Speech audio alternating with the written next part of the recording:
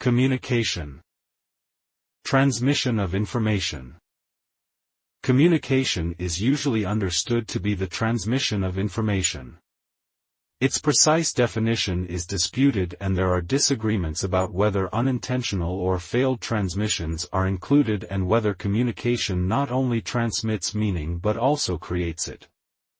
Models of communication are simplified overviews of its main components and their interactions. Many models include the idea that a source uses a coding system to express information in the form of a message. The message is sent through a channel to a receiver who has to decode it to understand it. The main field of inquiry investigating communication is called communication studies. There are many forms of communication, including human linguistic communication using sounds, sign language, and writing, as well as animals exchanging information and attempts to communicate with intelligent extraterrestrial life. A common way to classify communication is by whether information is exchanged between humans, members of other species, or non-living entities such as computers. For human communication, a central contrast is between verbal and nonverbal communication. Verbal communication involves the exchange of messages in linguistic form, including spoken and written messages as well as sign language. Nonverbal communication happens without the use of a linguistic system, for example, using body language, touch, and facial expressions. Another distinction is between interpersonal communication, which happens between distinct persons, and intrapersonal communication, which is communication with oneself. Communicative competence is the ability to communicate well and applies to the skills of formulating messages and understanding them. Non-human forms of communication include animal and plant communication. Researchers in this field often refine their definition of communicative behavior by including the criteria that observable responses are present and that the participants benefit from the exchange. Animal communication is used in areas like courtship and mating, parent-offspring relations, navigation, and self-defense. Communication through chemicals is particularly important for the relatively immobile plants. For example, maple trees release so-called volatile organic compounds into the air to warn other plants of a herbivore attack. Most communication takes place between members of the same species. The reason is that its purpose is usually some form of cooperation, which is not as common between different species. Interspecies communication happens mainly in cases of symbiotic relationships.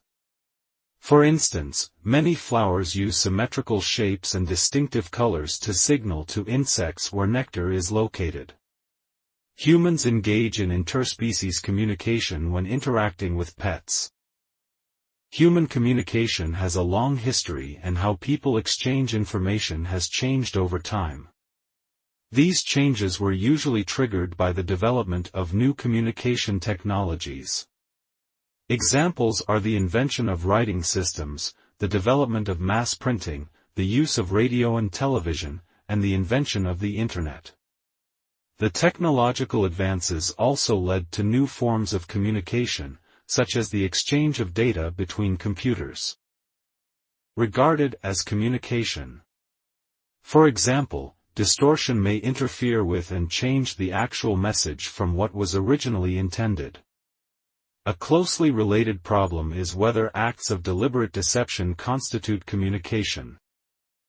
According to a broad definition by literary critic I. A. Richards, communication happens when one mind acts upon its environment to transmit its own experience to another mind.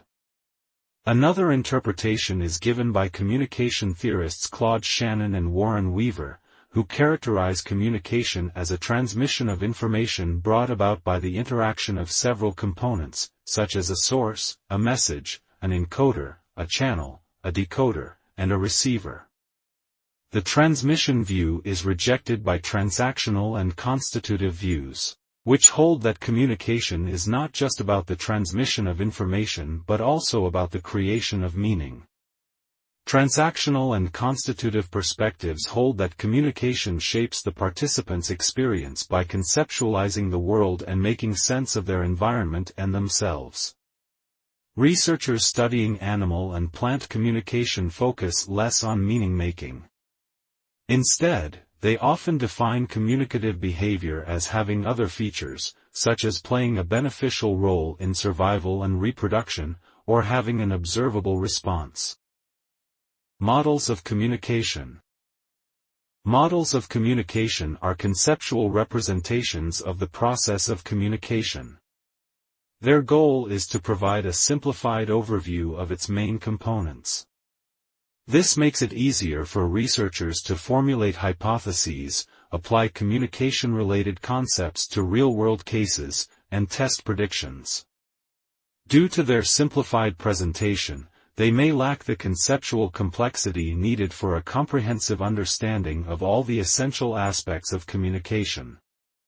They are usually presented visually in the form of diagrams showing the basic components and their interaction. Models of communication are often categorized based on their intended applications and how they conceptualize communication. Some models are general in the sense that they are intended for all forms of communication.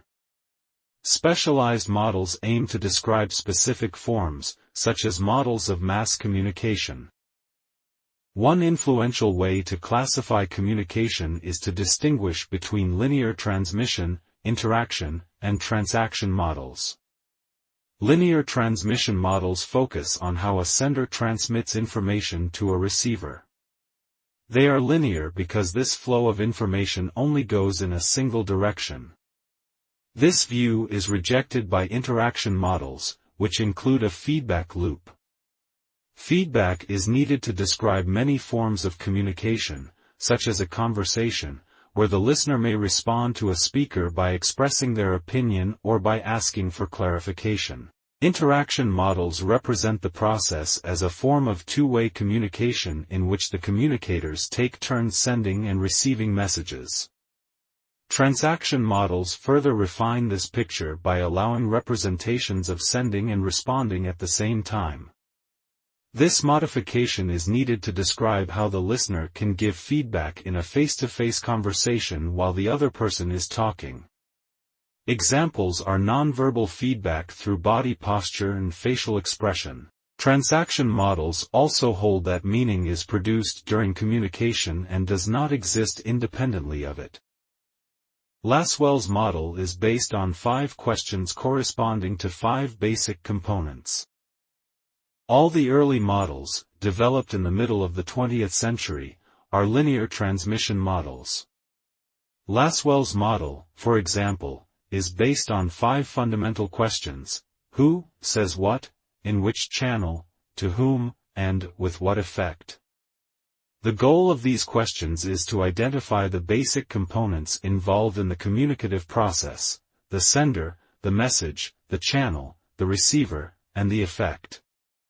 Lasswell's model was initially only conceived as a model of mass communication, but it has been applied to other fields as well. Some communication theorists, like Richard Braddock, have expanded it by including additional questions, like under what circumstances, and for what purpose. Diagram of the Shannon-Weaver model showing the different steps of a message on its way to the destination. The Shannon-Weaver model focuses on how a message is first translated into a signal and then back into a message.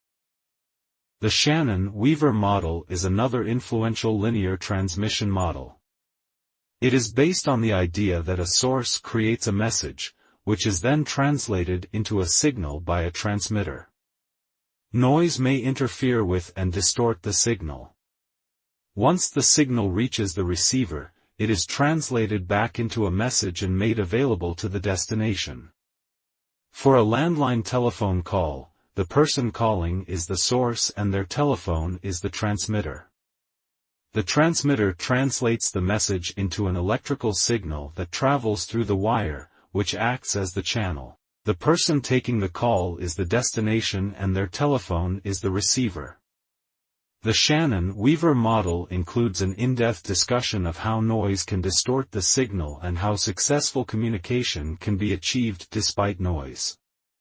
This can happen by making the message partially redundant so that decoding is possible nonetheless. Other influential linear transmission models include Gerbner's model and Berlow's model. Central to Schramm's model are the processes of encoding and decoding as well as feedback.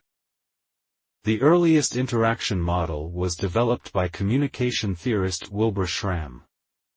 He states that communication starts when a source has an idea and expresses it in the form of a message. This process is called encoding and happens using a code, i.e. a sign system that is able to express the idea, for instance, through visual or auditory signs. The message is sent to a destination, who has to decode and interpret it to understand it. In response, they formulate their own idea, encode it into a message, and send it back as a form of feedback. Another innovation of Schramm's model is that previous experience is necessary to be able to encode and decode messages. For communication to be successful, the fields of experience of source and destination have to overlap.